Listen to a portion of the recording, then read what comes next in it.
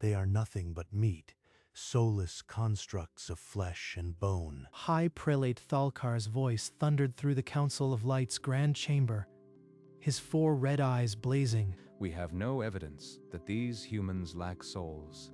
This decree is founded on ambition, not truth. The evidence is clear. They encroach on sacred space. Their machines devour worlds. They are a plague. A holographic map flickered to life, showing Terran space pulsing with hostile markers. The gods demand purification. We must strike before their corruption spreads. And if we are wrong, if they possess souls, we risk damnation for genocide. The prophet patriarch speaks of doubt, but the gods speak through me. Who here will defy the divine mandate? The council murmured assent, their robes whispering as they bowed to Thalkar's fervor. Voluvesh sat motionless, the weight of duty crushing his resistance. I am the prophet patriarch. I speak for the gods, even when my heart screams otherwise. Great light, forgive my doubt. If these beings possess even a spark of the divine, how can I call them soulless? The scroll lay unrolled before him, its gilded letters condemning an entire species to non-existence. Prophet Patriarch, we intercepted a human transmission. They know the broadcast is coming. How? Our sanctum is shielded. No signal can escape. It matters not. The humans are forewarned, but they are vermin. They cannot prevent the divine decree. If you hesitate, if your voice wavers, the council will call it heresy, and you know the price. Heresy. The same word they used against the dissidents of the last crusade. Now dust. Remember your duty to the gods. Do not fail them. The broadcast is in 3 hours. Guide me. I have no strength left. If the humans have souls, let me see it. And in the silence, the scroll felt heavier than 1,000 worlds. Its seal unbroken, but its curse already spreading. In a sterile Terran briefing room, a holoscreen displayed the intercepted transmissions. The Theocracy's council declaring humans non-sentient. Commander Alistair's recorded voice detailed the impending broadcast and the galaxy-wide holy war that would follow. They're calling us meat. I need a volunteer for a direct insertion. I'll lead it myself. Her words were met with silence. The room understood. This mission was a one-way gamble with slip-space technology hidden for 30 years. We have a 3-hour window. I need 2 more, silent and fast. We open a portal inside the pulpit. A holographic cross-section of the grand cathedral materialized, the pulpit's hollow base highlighted in blinking cyan. The heart of their sanctum. They never imagined we could touch it.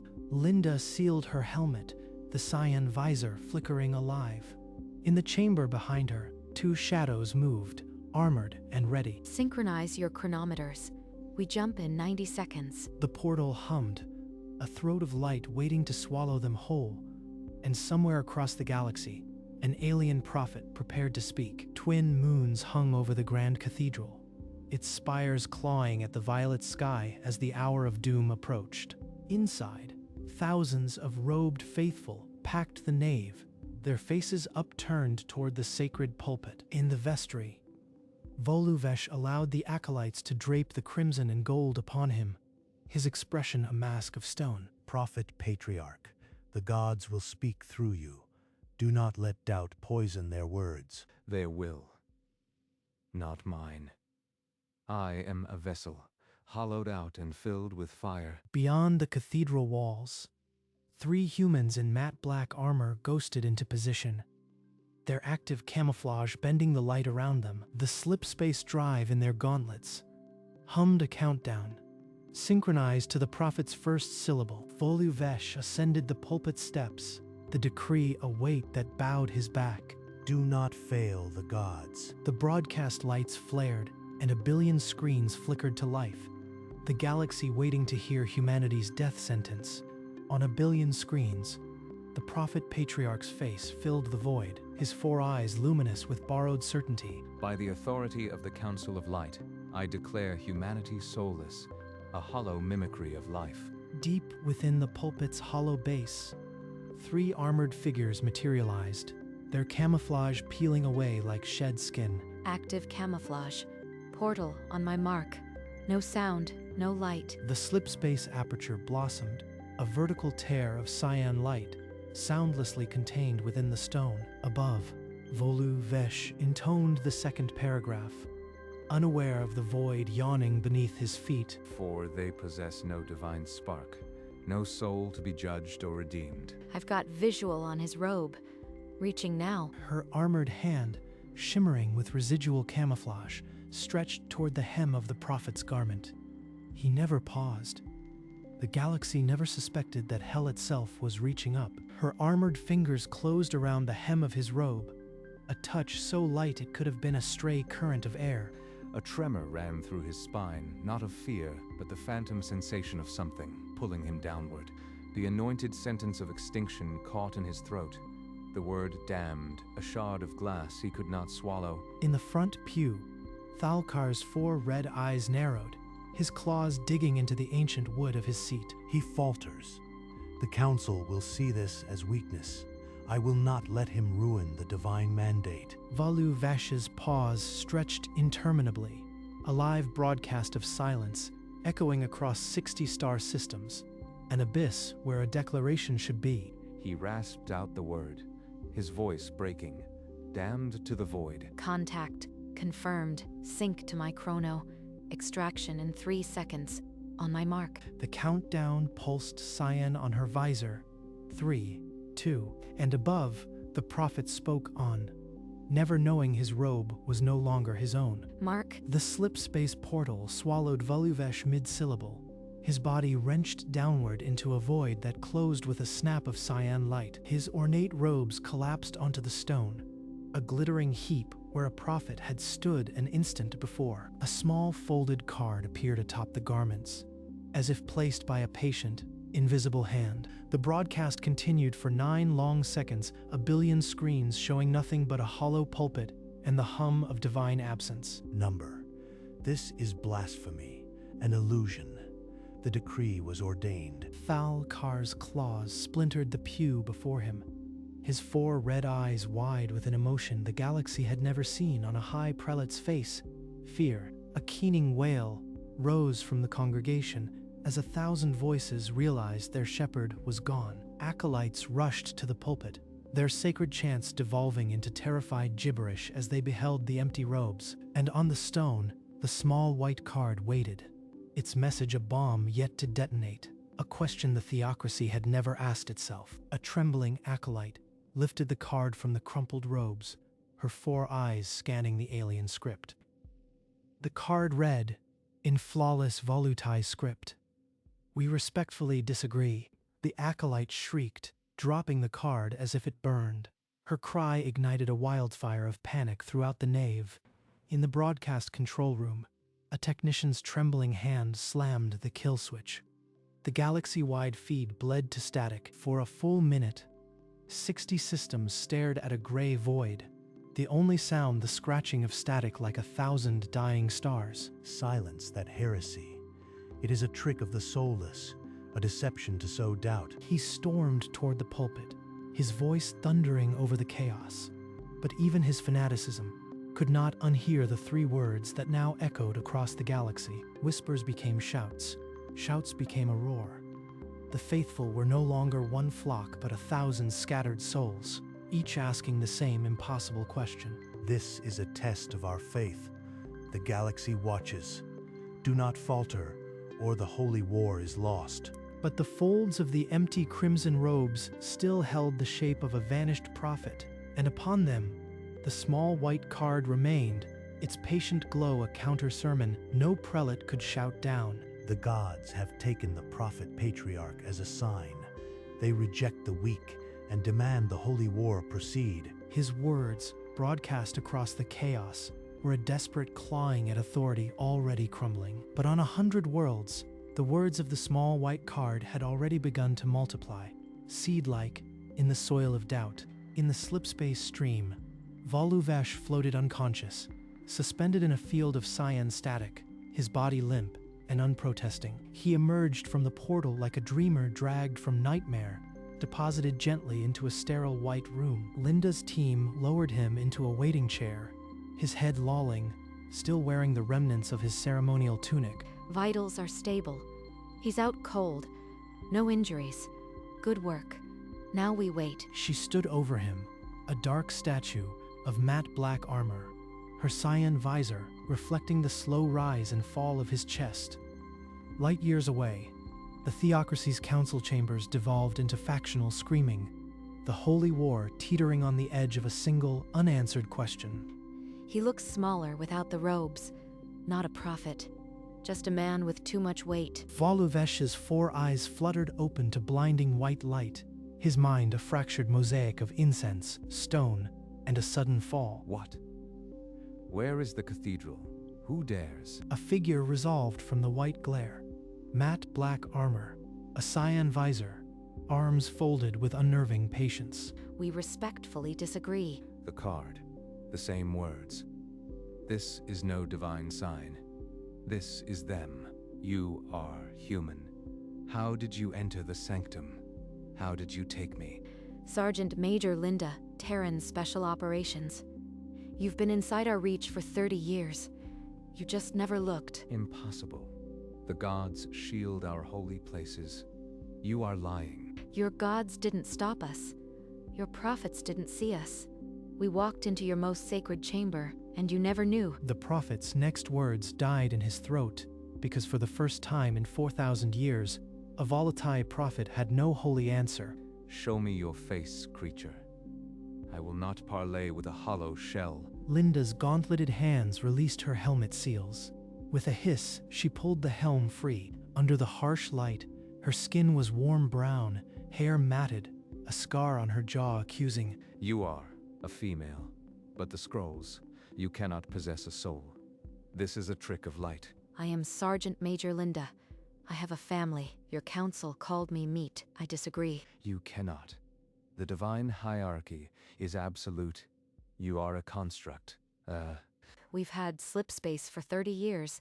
We've been in your temples, listening. We know your prayers. He searched her eyes for the soulless void his doctrine promised, and found only a tired, patient light. If she is not empty, then the decree. No, the gods would not allow such error. Your gods abandoned that pulpit the moment you agreed to this war. You know it. Linda's finger brushed a control, and the air between them bloomed with the chaos of the grand cathedral. The prophet patriarch's disappearance is a divine test. The holy war must begin before our faith weakens. He watched his own form dissolve, his robes crumple, the card appear. The recording showed no mercy. I saw myself vanish. The scrolls slipped from my fingers. Yet I am here. The acolyte's voice trembling. We respectfully disagree. 3 words that silenced 60 systems. On the hologram, the small card glowed, its script flawless. He stared at his own handwriting, unwritten. Thalkar called it a holy sign. You know better. Was that divine judgment, or a message? Messages require a mind. The scriptures say humans have none. Yet the card spoke. The script was perfect. Only a soul could craft such a reply. Only a soul could silently enter the sanctum and leave a question. He said nothing. But in the silence, 100 generations of doctrine began to crack. How can a species so young possess such power? What horror forged you into this? For centuries, every alien we met saw us as prey. So we became the trap. The hologram bloomed into a graveyard of ships, twisted metal, frozen corpses, the Korvox hive fleet reduced to scattered atoms. 3,000 warships. They ignored our warnings. In 1 hour, they were gone. They did not conquer. They simply erased. This is not war.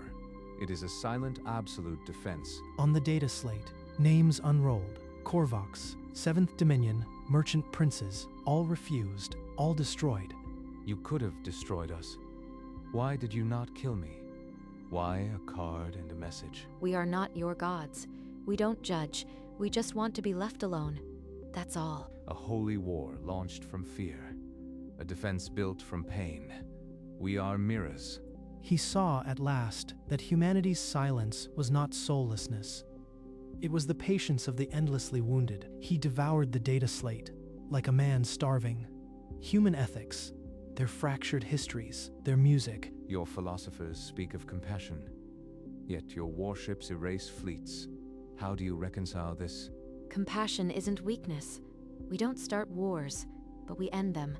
Your council planned genocide in the name of gods. She names our sin without flinching. And she is right. The scroll I held was a death warrant. She let the screen bloom with a quiet scene. Human hands building a hospital on a war-ravaged world. We protect, we rebuild. But if you force our hand, we will break yours. That's the deal. Your species is not soulless. I see it now. But my people, they will not believe me. They won't believe if you shout, but they might listen if you speak. You are the prophet patriarch. I could return. I could speak truth. But Thalkar will call it heresy. I might face the pyre. He was a prophet who no longer believed in the prophecy, standing at the edge of an impossible choice. Days bled into each other, marked only by the slow arc of Earth's sun across the stark white walls. He stood at the narrow window, watching gray patrol ships glide past the blue planet, silent and constant. Sergeant Major, why did you choose this? To be a shadow, to fight for a species that only wants solitude. I had a family once, on a colony world. A fleet like yours burned it. I survived because I wasn't there. I've been fighting ever since. She touched the scar on her jaw, a map of old pain that needed no words. We don't want war. We just want to be left alone. Every soldier I know wants the same thing, a home safe enough to go back to. She fights not for glory, but for the hope of peace. The same hope my decree would have extinguished. He saw, beneath the armor and the scars, a woman who carried grief as fuel, not poison. Your people aren't our enemy. Fear is. And we're done letting fear dictate who lives and who dies. For the first time, he looked upon a human and did not see a soulless construct. He saw a mirror. I will return. I will stand at the same pulpit and speak the truth you have shown me. But before I do, I need your word. Will Earth use this advantage for conquest? Earth never wanted war. We only ever wanted to be left in peace. You have my word. He searched her face for deception. There was none, only the same tired hope he now carried. Then I will write a new proclamation, one that recognizes your souls and revokes the holy war. He sat and began to write. The stylus moved with the weight of a galaxy's future. Take your time. We'll open the portal when you are ready. The same hands that held the old decree now script a new covenant. Let the gods judge me, not the council. 3 hours passed. The tablet filled with words that would undo a war. When he finally set down the stylus, he looked at Linda, not as a prophet to a soldier, but as one tired soul to another. Linda touched a control, and the air split with a silent cyan wound, a doorway to another world. It is time. He stepped through, the portal sealing behind him with a soft whisper of parting light. He knelt at the base of the pulpit, touching the cold stone where his old self had vanished. Then he rose and climbed the worn steps, his hand trailing the familiar stone. By the light, I open this broadcast. Let all who hear know the truth. The microphone hummed to life, and the broadcast lights flared, 60 star systems suddenly watching. In the control room, technicians gasped. The prophet patriarch had returned. Acolytes rushed in, then halted, their chants dying as they saw him alive. Word spread. The prophet was not taken by gods, but returned by his own will. I, prophet patriarch Voluvesh, declare the previous decree annulled. Humanity is not soulless. The gods have shown me that fear, not truth, birthed the charge against them. They are a people of reason, art, and terrible defense. They replied to our decree with 3 words: we respectfully disagree. This is apostasy. He will doom us all. The holy war is sinful.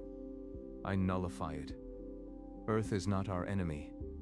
Our blindness was the enemy. Thalkar rose, his ceremonial black robe snapping as he turned. Without a word, he stalked toward the exit, but the doors slammed and none followed. The faithful remained, their eyes fixed on their prophet. We have sinned, but we may yet be forgiven. I have been among humans, and I tell you, they have souls. A sob escaped the congregation, then another, not of fear, but of release. Let this day be remembered not for war, but for the moment we chose peace.